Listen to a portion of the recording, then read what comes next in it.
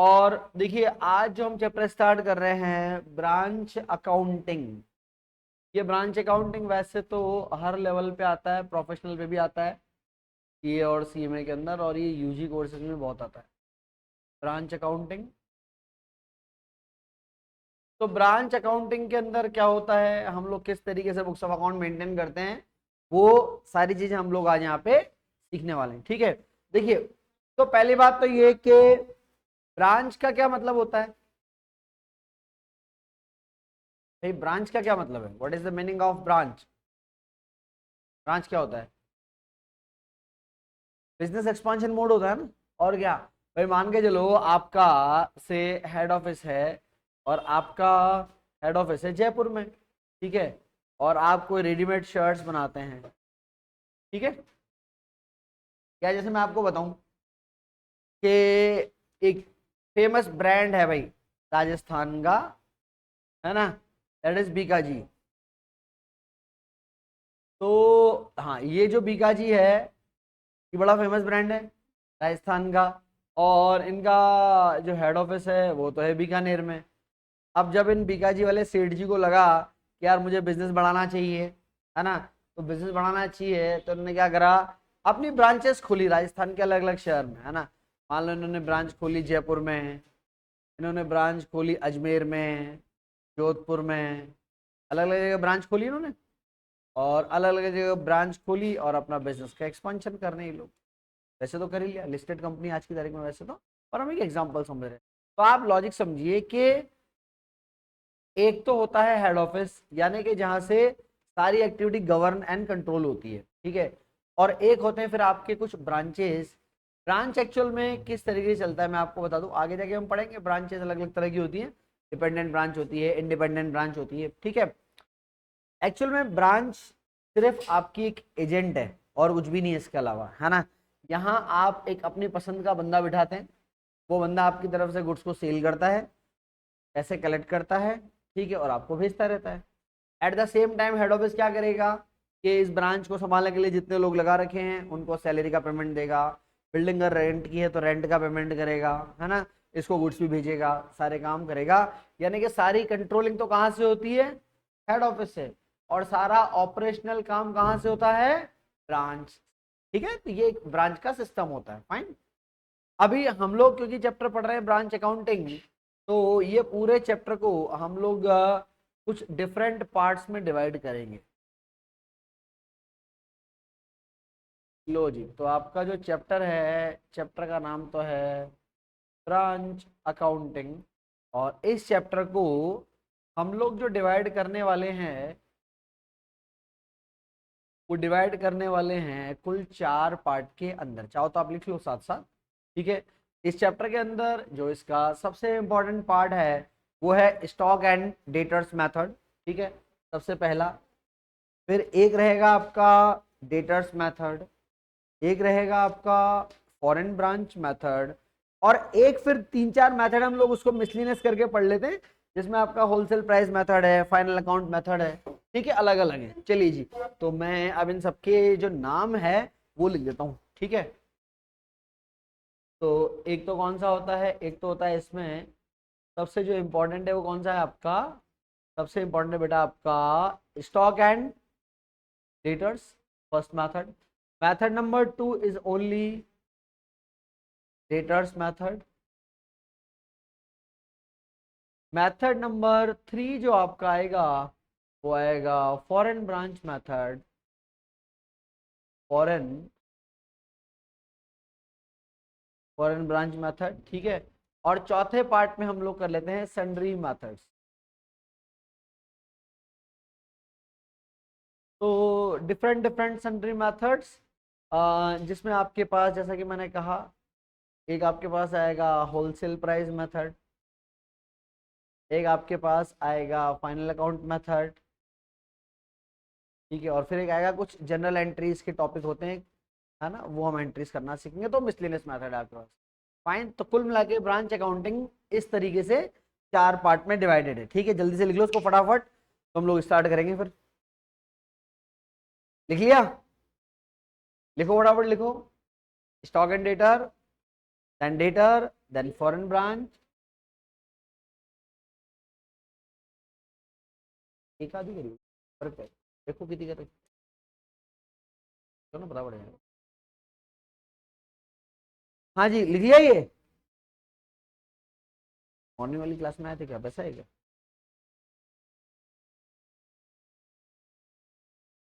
चलो जी, तो शुरू करें सबसे पहले आपका। हाँ बेटा, लिख लो फटाफट लिख लो, कितनी वीडियो अपलोड है देख, ये आईडी है यार।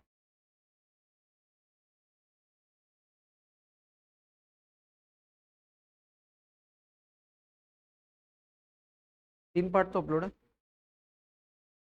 5 हो गए, 3 पार्ट अपलोड। चैट, चैट भी है, सारे मैसेज आते हैं, तो मैं काम करता हूँ, काम तो करता हूँ, भी बहुत नाराज होते हैं उससे, दिन भर काम करते रहते हो, हाथ में बड़े। हाँ, चलिए शुरू करें, स्टॉक एंड डेटर्स मेथड, ठीक है। चलो जी लिखो, स्टॉक एंड डेटर्स मेथड। अब ये स्टॉक एंड डेटर्स मेथड क्या है मैं आपको बता दूं, हेड ऑफिस की बुक्स में चलेगा पूरा का पूरा बुक्स ऑफ अकाउंट। तो मेथड लिख लो, स्टॉक एंड डेटर्स मेथड। और हम लोग जो सीखेंगे किसकी बुक्स में, हम लोग हेड ऑफिस की बुक्स में कुछ अकाउंट बनाएंगे। वो अकाउंट कौन कौन से हैं, चलिए लिखे, तो हमें कौन कौन से इसमें अकाउंट बनाने पड़ेंगे। एक तो होगा इसमें आपके पास ब्रांच स्टॉक अकाउंट, एक होगा आपका branch debtors account, branch debtors account, एक होगा हमारे पास ब्रांच कैश अकाउंट, ये आपका ब्रांच कैश अकाउंट, एक होगा आपके पास ब्रांच एक्सपेंस अकाउंट, ठीक है। ब्रांच एक्सपेंस के बाद एक होगा आपका goods sent to branch account, goods sent to, goods sent to branch account. फिर एक होगा आपके पास स्टॉक रिजर्व अकाउंट, लो जी, अकाउंट आपके पास बनेगा उसका नाम क्या है, उसका नाम है स्टॉक रिजर्व अकाउंट। फिर एक बनेगा आपके पास ब्रांच एडजस्टमेंट अकाउंट, ब्रांच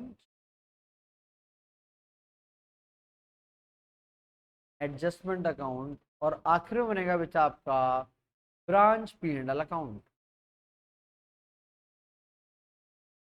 ये आपका ब्रांच P&L अकाउंट, ठीक है। तो ये 8 अकाउंट हैं जो हमारे को बनाने पड़ते हैं आप, ठीक है। लिख लिए सारे, branch stock, branch debtor, branch cash, branch expense, goods sent to branch, stock reserve, branch adjustment और ब्रांच P&L, ठीक है।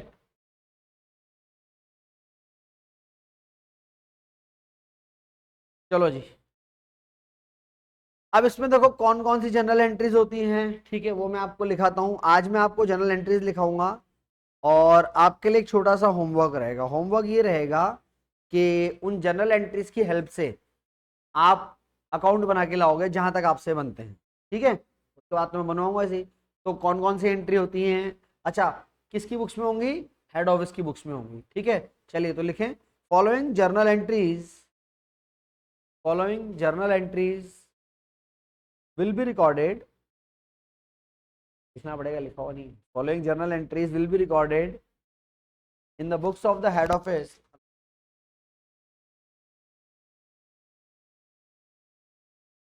क्या करा, हाँ जी, क्या लिखा आपने, following entries will be recorded in the books of head office, ठीक है। अरे यही लिखा ना, है ना तो बोलो ना। चलो अब एंट्रीज में लिखो सबसे पहले, नंबर 1 पहली एंट्री। अच्छा, पहली एंट्री किस चीज की है मैं ये भी आपको बताता हूं। देखो होगा क्या, लॉजिक समझना। हेड ऑफिस गुड्स देगा किसको, ब्रांच को। फिर ब्रांच क्या करेगा, ब्रांच गुड्स को सेल करेगा। ठीक है, तो हम स्टेप बाय स्टेप चलते हैं, है ना। सबसे पहला ट्रांजेक्शन लिखो, goods transfer from HO to branch. लिखो, goods transfer from HO to branch. यानी कि गुड्स दिए हैं, किसने किसको गुड्स दिए हैं, हेड ऑफिस ने गुड्स दिए हैं, किसको दिए हैं, ब्रांच को दिए हैं। ठीक है, चलिए तो क्या एंट्री करेंगे मैं आपको बताता हूं। लिखे, पेज भर गया ये।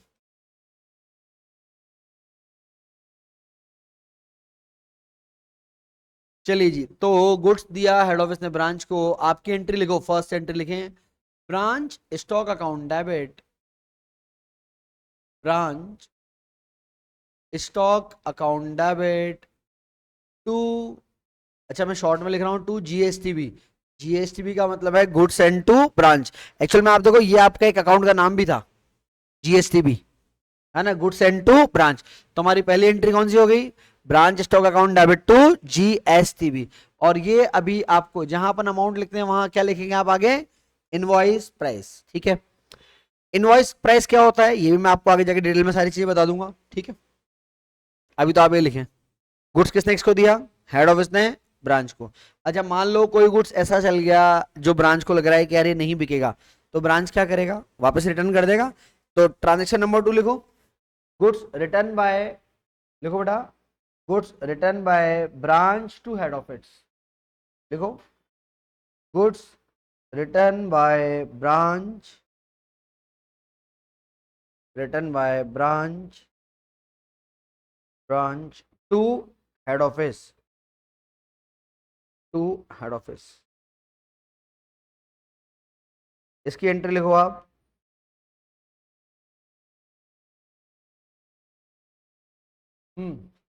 तो रिटर्न की एंट्री क्या होगी, जस्ट उल्टी लिखो, उल्टी एंट्री कर दो, GSTB account debit to branch stock account,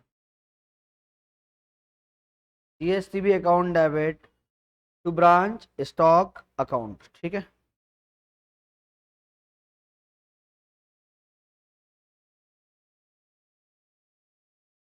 ये एंट्री किस चीज की हो गई, ये एंट्री हो गई आपकी गुड्स के रिटर्न करने की। ठीक है, ये तो हो गई आपकी दो एंट्री। चलो अभी ब्रांच के पास गुड्स पहुंच गया, अब ब्रांच के पास गुड्स पहुंच गया, अभी ब्रांच क्या करेगा, गुड्स को सेल करना चालू करेगा। भाई आपने उसको गुड्स दिया है तो गुड्स को सेल करेगा। अच्छा सेल भी दो तरह का होता है, एक तो क्रेडिट और एक कैश में होता है।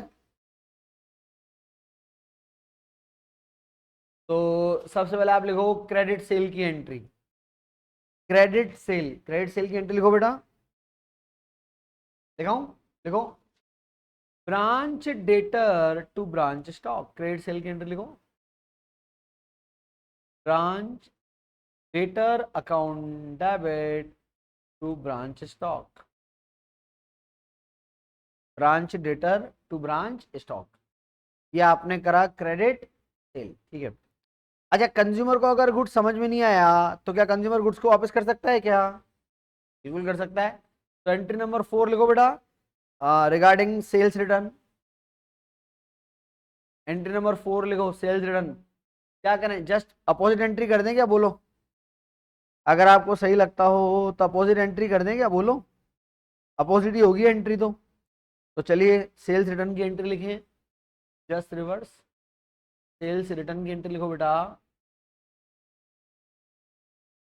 Branch stock account debit to branch debtors account, branch stock account debit to branch debtors account. ठीक है, ये पहले आपने माल बेचा किसमें, क्रेडिट में, और फिर उसके बाद आपने क्या करा, आपका आ गया गुड्स का रिटर्न। और आगे बढ़े, ये तो माल बिका क्रेडिट में, अरे माल कैश में बिक सकता है क्या, बिक सकता है ना कैश में भी तो अगली एंट्री नंबर 5 लिखो, कैश सेल के लिए, कैश सेल्स के लिए एंट्री लिखो, हेलो,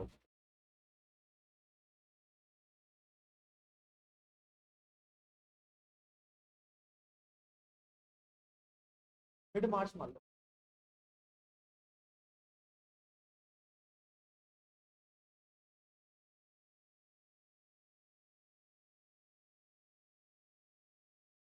जब मैं अभी क्लास में हूँ ना, तो फिर बात कोई 8 बजे कर। हाँ जी। अरे कैश सेल की एंट्री, तो कैश सेल की एंट्री क्या होगी? लिखो, branch cash to branch stock. लिख लिया ये? चलो फिर आ जाओ आगे। अगला ट्रांजेक्शन देखो क्या होता है। जो डेटर होता है, डेटर को हमें कई बार क्या देना पड़ता है बेटा? डिस्काउंट। या फिर कई बार क्या हो जाता है हमारे लिए? बैड डेब्ट। भाई पैसे डूब जाते हैं ना, तो डिस्काउंट या बैड डेब्ट की एंट्री लिखो, दोनों की सेम एंट्री होगी। एंट्री लिखेंगे, branch expense account debit to branch debtor. Branch expense account debit to branch debtors. Bad डेब्ट।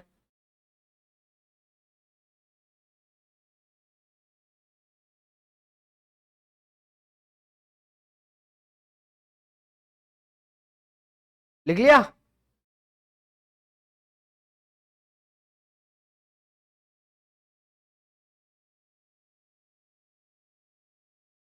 सब पता है मेरे को, पागल मत बनाओ तुम लोग, है ना?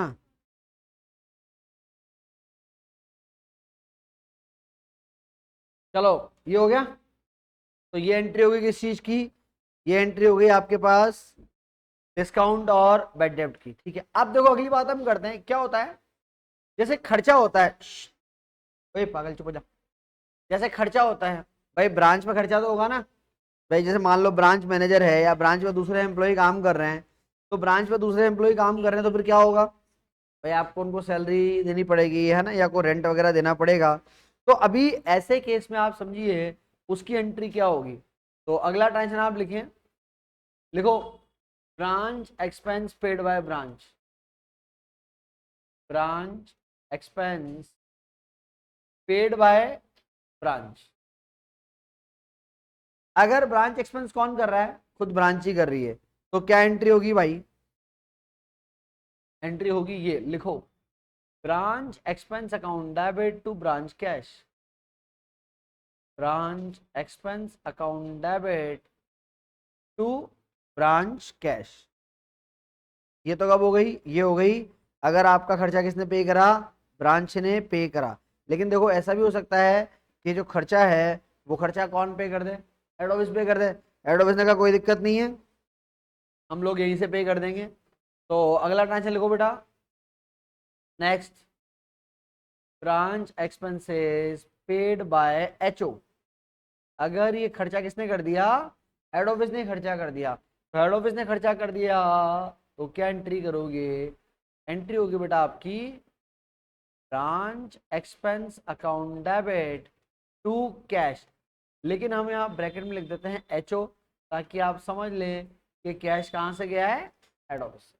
तो अगर एक्सपेंस कौन करता है? हेड ऑफिस करता है, तो entry branch expense account debit to head office cash. यहाँ तक क्लियर हो गया मैटर? खर्चा भी हो गया, गुड्स भी भेज दिया। ठीक है, फिर अब आप लिखो आगे नेक्स्ट। देखो, जैसे एक बात बताओ, ब्रांच को ये पैसा मिलेगा, डेटर से पैसा मिलेगा, या देखा जाए तो कैश सेल का पैसा मिलेगा। क्या इस पैसे पे ब्रांच का राइट होता है या हेड ऑफिस का होता है? बोलो भाई। भाई पैसा तो किसको मिला? पैसा तो मिला ब्रांच को, माल वाल बेचने का। लेकिन इस पे राइट किसका होगा? तो बेटा इस पे राइट होगा हेड ऑफिस का। इसका ये मतलब है कि टाइम टू टाइम ब्रांच पैसा किसको देगा? हेड ऑफिस को भेजता रहेगा। अच्छा ऐसे मान लो ब्रांच के पास पैसे वैसे नहीं आ रहे और ब्रांच को खर्चा करना पड़ रहा है, तो ब्रांच हेड ऑफिस को फोन लगाएगा ना, सर पैसे तो भेजो, खर्चा कैसे करें? तो मैं आपको क्या बताना चाह रहा हूँ कि कैश टाइम टू टाइम कोई भी किसी को भेज सकता है। अगर ध्यान रखिए, ब्रांच ने कैश भेजा, ब्रांच ने किसको कैश भेजा भैया? ये ब्रांच। और ब्रांच ने क्या करा? रवाना करा यहाँ से कैश, किसको? हेड ऑफिस को। ठीक है बेटा, अगर ब्रांच हेड ऑफिस को पैसा देगा तो एंट्री पता है क्या होगी? एंट्री होगी कैश अकाउंट। किसका कैश अकाउंट? हेड ऑफिस का।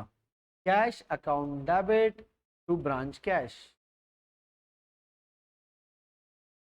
Cash account debit to branch cash, ये एंट्री किसकी है? कैश कहां से कहां जा रहा है? ब्रांच से हेड ऑफिस जा रहा है। अच्छा, ऐसा उल्टा भी तो हो सकता है। हो सकता है बेटा, कैश हेड ऑफिस से जाए और हेड ऑफिस से कहां जाए भाई? हेड ऑफिस से जाए ब्रांच। बोलो भाई, इसकी क्या एंट्री करोगे अब आप? कि क्या करें? उल्टी एंट्री कर देना, जस्ट रिवर्स, उसमें क्या दिक्कत है? तो रिवर्स एंट्री करेंगे तो क्या एंट्री बनेगी बेटा? It will be branch cash account debit to cash. और ये कैश किसका है नीचे वाला? ये कैश है आपका हेड ऑफिस। ठीक है। अच्छा, इसमें शायद मैंने आपको एक एंट्री नहीं बताई है। मान लो जो आपके ब्रांच के डेटर हैं वो आपको पैसे देंगे ना भाई। मान लो आपने डेटर को उधार में माल बेचा, उधार में माल बेचा तो पैसे भी तो देंगे ना बाद में। तो डेटर से पैसा मिलेगा तो क्या एंट्री करेंगे? तो वो भी लिख लो, cash collection from debtor. Cash cash collection from debtor. यानी कि अगर आपको डेटर से पैसा मिलेगा तो क्या एंट्री करेंगे? ब्रांच को पैसा मिल रहा है बेटा डेटर से, तो हम एंट्री करेंगे branch cash account debit to branch debtors. Branch cash account debit to branch. ठीक है। तो भैया अभी तक आप चेक करो, हमने कितनी सारी एंट्रीज कर ली। हमने करा एंट्री नंबर 1 2 3 4 5 6, 6 तक तो इधर थी। ठीक है। उसके बाद आपने एंट्री करना चालू करी यहाँ से। एंट्री नंबर 7, 7 के बाद 8, 8 के बाद 9, 9 के बाद आपका 10,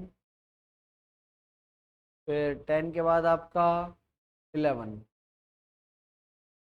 ये एंट्रीज घर जाके पढ़नी भी होती हैं, इसीलिए मैं आपको एक काम दे रहा हूँ कि मैंने 8 अकाउंट के नाम वहां लिखे हैं। ठीक है। उन अकाउंट में एंट्री को डाल डाल के लाना कल कि कौन सी है भाई। जर्नल एंट्री बता दी यार, तो तुम्हारे लिए बचा के लेजर पोस्टिंग ही तो बची है। खाली एंट्रीज की पोस्टिंग ही तो करनी है दोनों तरफ। ठीक है। चलिए, ये हो गया 11 एंट्री तक। ठीक है। अब आ जाओ आप आगे। इधर भी नहीं सर करा, इधर भी नहीं सर करा। भाई भर दिया आपने तो यार, ये बहुत सारा भर दिया ब्रांच अकाउंट में। देख, फोटो खींचना है क्या? या तो खींच लो जितना पड़ा है उसका फोटो यहाँ। हाँ, मेरे ख्याल से लिख लिया आप लोगों ने। खींचना है फोटो? नहीं खींचना? चलो आगे बढ़ते हैं। आप तो लिख ही लिया। नहीं, चलिए अब हम बढ़ते हैं आगे। देखो, अब क्या करना है आपको। ये हो गया, ये हो गया। हाँ, एंट्री तो 5 6 और है अभी। ब्रांच स्टॉक का बैलेंस है और ब्रांच एक्सपेंस। चलो, हाँ जी सुनो। अरे कितनी एंट्री करा दी मैंने? 11, 11 करा दी ना। पाएगी एंट्री नंबर 12। एंट्री नंबर 12 किस चीज की? सुनो, अरे जो ब्रांच एक्सपेंस है ना, ब्रांच एक्सपेंस का बैलेंस आता है ब्रांच पी एंडल में। तो लिखो बैलेंस ऑफ ब्रांच एक्सपेंस।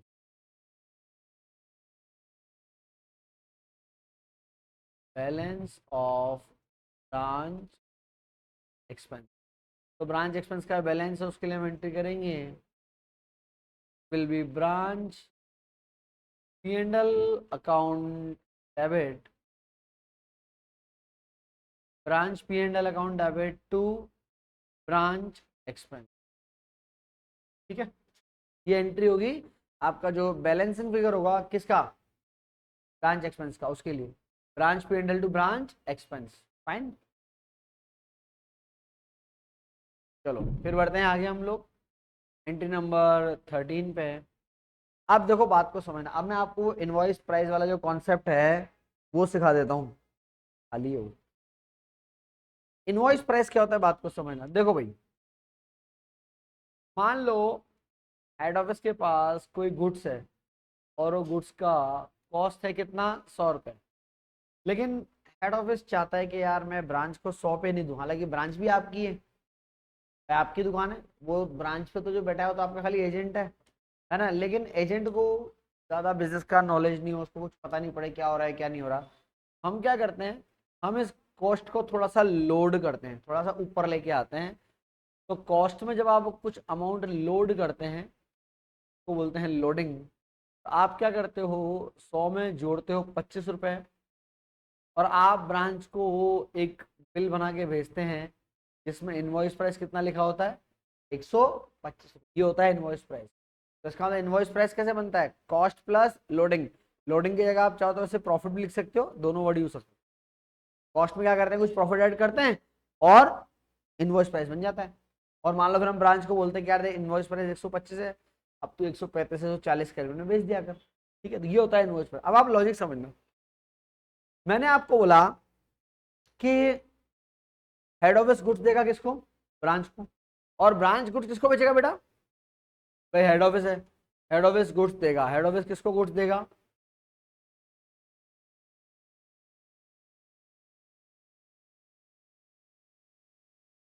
चलिए बात को समझना। हेड ऑफिस जो है वो गुड्स देगा, किसको गुड्स देगा, ब्रांच को। और ब्रांच क्या करेगा, ये गुड्स को आगे सेल करेगा, किसको, कस्टमर को। तो एक बात मेरे को बताओ, अगर आप इसके हेड ऑफिस के ऑनर हो, आपको प्रॉफिट कब होगा, जब गुड्स हेड ऑफिस से ब्रांच में जाएगा तब, या जब ब्रांच फाइनली इस गुड्स को किसी कस्टमर को बेचेगी तब। आपको प्रॉफिट कब होगा, जब उस कस्टमर को जाएगा तब प्रॉफिट होगा ना। अभी पर हमने तो हमारी ब्रांच को क्या करा, 100 रुपए का माल कितने में सरकार रखा है, तो यहाँ यहाँ से लेके यहाँ तक आते आते ही माल 100 का कितना कर दिया आपने, 125। तो गलत बात है भाई, आप अपनी दुकान से कैसे कमा सकते हो, पॉसिबल नहीं है ना। इसलिए क्या होता है, जितना प्रॉफिट अपन ब्रांच से कमाता है ना बेटा, वो प्रॉफिट अपने को वापस कैंसिल करना पड़ेगा। अगर आपने चैप्टर पढ़ रखा है डिपार्टमेंटल, तो वहां पर ये कहानी है। ठीक है, नहीं पढ़ा तो भी पढ़ ही लेंगे अपन, बाद में पढ़ना ही है अपने को। हम्म? हाँ पढ़ा दिया है मैंने।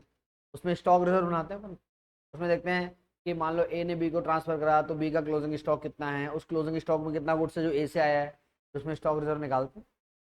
चलिए कोई नहीं, तो अभी तो आपने आप 25 रुपये कमा रखे हैं जो गलत है, तो कुल मिला के 25 रुपये क्या करने हैं आपको, कैंसिल करने पड़ेंगे। अब बात यह आती है कि आप जो प्रॉफिट कैंसिल करेंगे वो कितनी जगह पे कैंसिल करेंगे। तो प्रॉफिट कैंसिल होता है 3 जगह पे। कहाँ कहाँ पे, 3 जगह पे। कौन कौन 3 जगह भैया जहाँ प्रॉफिट कैंसिल करना पड़ता है, भाई वो 3 जगह होती है, मैं आपको बता दूं, एक ओपनिंग स्टॉक, एक क्लोजिंग स्टॉक, और एक जीएसटी भी, बस। तो एक एक करके बात करते हैं। गुड सेंड टू ब्रांच, 4 बार तो लिख लिया तुमने, देखो अपने, नहीं जीएसटी का है कोई काम नहीं। तो आपका ओपनिंग स्टॉक में, सुनो सुनो, ओपनिंग स्टॉक में जो प्रॉफिट है, जब वो प्रॉफिट आपको कैंसिल करना होता है ना, तो उसकी एंट्री क्या होती है, देखो बेटा, उसकी एंट्री आपकी होगी stock reserve account debit to branch adjustment, to branch adjustment. ये हमने क्या करा, ये हमने वो प्रॉफिट कैंसिल करा जो प्रॉफिट कहाँ पे इंक्लूडेड है, ब्रांच के ओपनिंग स्टॉक में इंक्लूडेड है, उसको कैंसिल करेंगे, stock reserve to branch adjustment. फिर एक बात बता, अगर ओपनिंग स्टॉक में प्रॉफिट कैंसिल करने की एंट्री है, तो क्लोजिंग स्टॉक में कैंसिल करने की क्या एंट्री होगी बोलो। क्लोजिंग स्टॉक में से तो प्रॉफिट कैंसिल करोगे ना, क्या एंट्री करोगे बोलो। अच्छा इसके रिवर्स कर दें, ज्यादा ज्यादा लगाने नहीं है दिमाग, हमारे पास ज्यादा है भी नहीं, सिंपल सिंपल चीजें पढ़नी है और सिंपल सिंपल तरीके दिमाग लगाना है, और पेपर में 80 नंबर आना है सीधे आराम से। जहाँ एक्स्ट्रा खोपड़ी लगाए वहीं पे बम्बू गिर जाएगा तुम्हारा। ठीक है, बिल्कुल इजी अप्रोच से पढ़ाई करनी है। तो यार सिंपल सी बात है, ओपनिंग स्टॉक में ये एंट्री है, तो क्लोजिंग स्टॉक में क्या एंट्री होगी, तो भैया क्लोजिंग स्टॉक में एंट्री होगी branch adjustment account debit to stock reserve.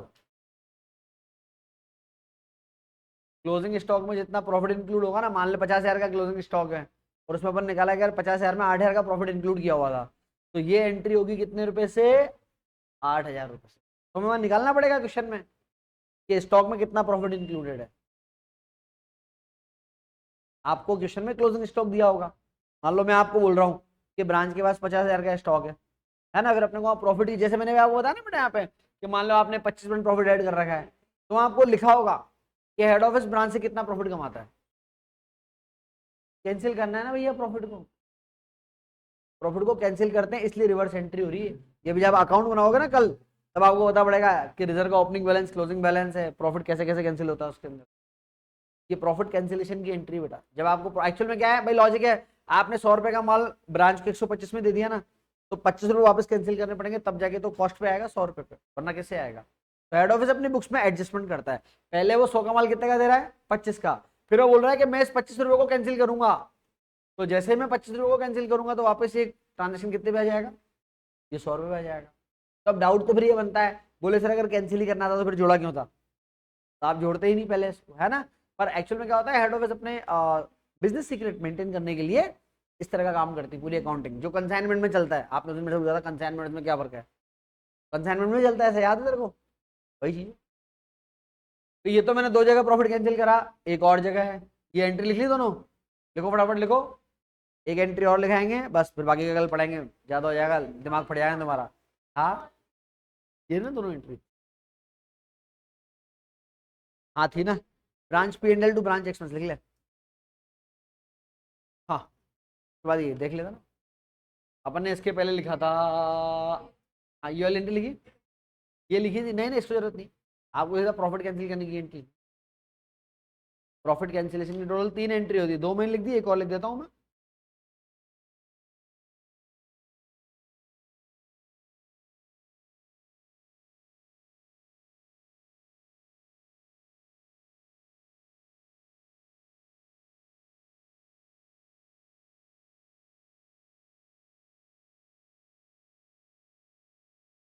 Profit included in opening stock, opening stock में जितना है वो भी स्टॉक रिजर्व में जाएगा। पूरा रिजर्व अकाउंट जो होता है ना, स्टॉक रिजर्व, वो होता है प्रॉफिट अकाउंट, जो आपने ये लोडिंग कमाई है ना, वो वाला अकाउंट। हाँ हाँ हाँ हाँ, अरे लाला कैंसिल करेंगे ना, हाँ क्लोजिंग स्टॉक में रिवर्स करेगा ना इधर। इसका जब कल बैलेंस निकालेगा ना, ये अकाउंट बना के लाएगा, तो मैं तेरे को बताऊंगा, इसका ओपनिंग बैलेंस तो अपन लिखते हैं बाय बैलेंस BD, और क्लोजिंग बैलेंस लिखेंगे टू बैलेंस CD। तो रिजर्व के क्रेडिट बैलेंस होंगे, कि मैंने ही बताया था ओपनिंग, जब वो अपने क्लास मॉर्निंग वाली शिफ्ट में पढ़ाता है इसको, फिर दूसरी क्वेश्चन कर रहा है बेटे से दोबारा। चलो तीसरा है GS, लिखो प्रॉफिट कैंसिल इन GSTB, प्रॉफिट कैंसिल इन GSTB, GSTB मतलब गुड्स एंड टू ब्रांच, ठीक है। चलिए, तो इसका प्रॉफिट जब आप कैंसिल करते हैं, तो एंट्री होगी आपका GSTB account debit to branch adjustment, to branch adjustment, ठीक है। GSTB account debit to branch adjustment, ये एंट्रीज मैंने लिखाई। अभी कुछ एक एंट्रीज बाकी हैं, जैसे GSTB का बैलेंस जो है हमारा, वो ट्रेडिंग में जाएगा, ब्रांच एडजस्टमेंट का बैलेंस ब्रांच P&L में जाएगा, और ब्रांच P&L का बैलेंस जो है वो हेड ऑफिस P&L में जाएगा, ठीक है। तो अभी कुछ एंट्रीज बाकी है जिनको कल लिखेंगे। सुनो, आज का काम क्या है आप लोगों का, ये जो एंट्रीज लिखाई है, एंट्रीज लिखाई है, घर पे जाके खुद लिखना, और इसके अकाउंट बना के लाना इन एंट्रीज से बस। वरना मैं बता दूं, 2 दिन बाद आप ये पूछोगे कि सर ये चैप्टर दोबारा कब पढ़ाओगे, और मैं यही बोलूंगा कि रिकॉर्डेड है, पढ़ लेना बेटा, है ना, ढंग से पढ़ा ना कल। अभी